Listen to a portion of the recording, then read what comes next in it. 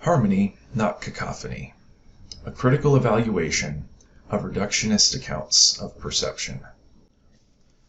One of the most vexing problems in the history of philosophy is the nature of perception. What is perception? What are the objects of our perception? Perception itself entails a presence of something, as well as an object which is present to us. When we look at our desk and see a cup, something's appearing to us. But what is the nature of that appearance? Is it the object itself? Is it something created by the mind? Is it some admixture of both?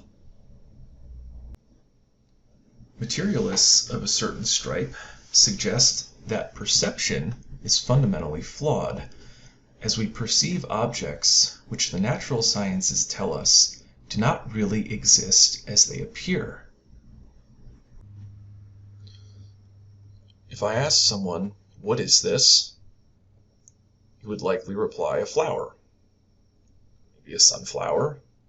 Maybe someone with a little more botanical knowledge could give a slightly more descriptive explanation of what this is. But to common sense, or to naive realism, as it's sometimes called, this is simply a flower. But for the materialists I described above, there isn't really a flower at all. Rather, there's simply a collection of particles held in a tenuous equilibrium by the laws of nature. Common sense perceives this as solid. To these materialists, it's actually mostly empty space. For most people, this would seem yellow. To these materialists, it's not really yellow.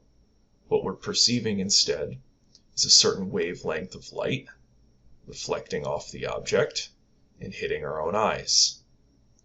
Henceforth, I'll refer to these types of materialists as scientistic reductionists. I define scientistic reductionism as the belief that the objects of perception do not actually exist as they appear to the senses, but only as they are known by the scientific method. Okay? That's the only way that they exist. And that's the proper way to know them. It's the only way to really know them at all. Imagine that our reductionist says that the flower is nothing but molecules, particles, etc., etc. But if this were true, there's nothing intrinsically whole or ordered about the sunflower taken in its totality. If perception gives us genuine insight about reality, about the nature of things, then it should not perceive a whole or a unity. In reality, at least according to our materialist, there are millions of distinct parts in tension and being held in that tension by multivariate forces. But why don't we experience that? Why is that not present to our perception? If the flower is really just purposeless particles bouncing into each other, where does the appearance of wholeness and unity come from? If we zoom in on our sunflower, the problem persists. In the middle image here, one might have a hard time understanding that it's a sunflower, but one is still going to identify wholes. They'll see kernels or pollen. As we go even further to the right, and we've zoomed in even more, people might make all sorts of guesses about what this could be. But they're still guessing. They'll still outline these as individual cells of some kind. Maybe someone would think it's part of a flower. Maybe someone would think it's a microscopic image of the small intestine or digestive tract. But still, our perception seems to be ordered towards perceiving wholes, whereas from the scientistic reductionist standpoint, even in this cell here, there isn't, properly speaking, a whole, because that itself is composed of millions, possibly billions of particles. Some of these scientistic materialists, even more radically, are enthusiastic reductionists even for the mental life. Consciousness to them is reducible to the mindless, purposeless collisions and interactions of various compounds in the body. This particular view is called eliminative materialism. But here, the question still stands. Why do we not experience a vertiginous flurry of billions upon billions of atomic and molecular events? Why do we hear a symphony when we should instead hear the cacophonous muddle of midtown traffic? Why do we see anything at all, like this sunflower here, as opposed to, say, like these paint splatters, if this is a closer approximation to the way things really are than the flower is?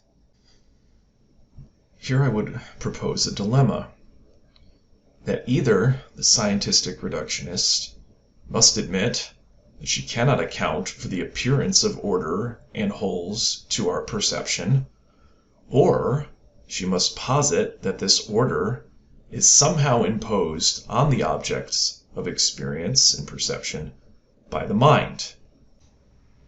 The first horn of the dilemma has already been shown to be problematic, for it introduces a problem in perception that it in principle cannot answer.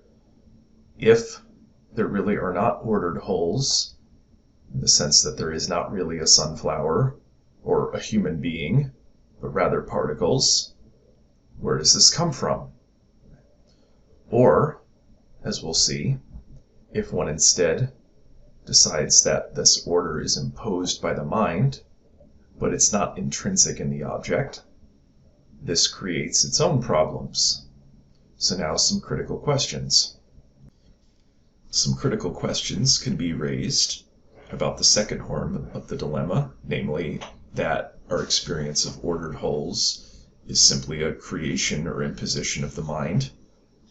The first question one could ask is, how is a phenomenological approach consistent with scientistic reductionism?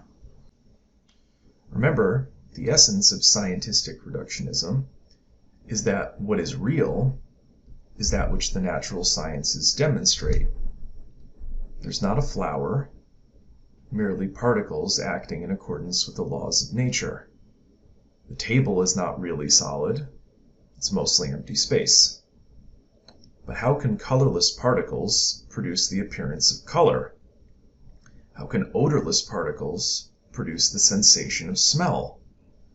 It seems that the appearances, even if those appearances are taken as created by the mind, are not reducible to particle interactions. One must admit that there is some kind of emergent property, not reducible to what something like physics or even chemistry can tell us. The second question one can ask is, what exactly is this mind that's appealed to explain the appearance of ordered wholes? But if there are no ordered wholes, apart from the elementary constituents of nature, things like elementary particles, what's the nature of this mind which one appeals to? For that mind itself cannot be conceived of as an ordered whole, but only as an amalgamation of different purposeless particles bouncing against each other according to the laws of nature. The third, and I think most significant question, is how can we be certain that the mind itself does not impose order on even those elementary facets of material reality we believe are revealed by natural science? How can we be certain that an atom really is an ordered whole, or an electron? But what if those things are as quote-unquote real as the flower? What if all things of our perception are mere mental constructs, with no bearing on the things themselves? How, in principle, could we know otherwise? And if we are capable of perceiving things like atoms as wholes, there's nothing in an atom which intrinsically points to itself as a whole that isn't also included in the flower. For example, why would we take two atoms side by side as two atoms, and not one singular entity, or as an indecipherable mess? Why does perception see anything as a whole at all, even at the microscopic level? One might respond to this by saying that, well, we don't really perceive atoms at all, but we deduce them on surer footing through the scientific method than we deduce, say, something like the existence of a flower as it appears to us, to our perception. But there's another problem with this as well. All of our scientific knowledge is founded upon observation, which requires perception, even at what some materialists disparagingly call perception at the folk level. It's interesting to say that there really is no beaker, or there really is no microscope, but also to invoke the real existence of that beaker or that microscope as true wholes when one is presenting empirical data. But what happens if the microscope itself is nothing but particles, forces, etc., etc.? It seems rather strange to invoke the principle of ordered wholes for something like a microscope, a thermometer, a computer, but to deny it to something like a flower.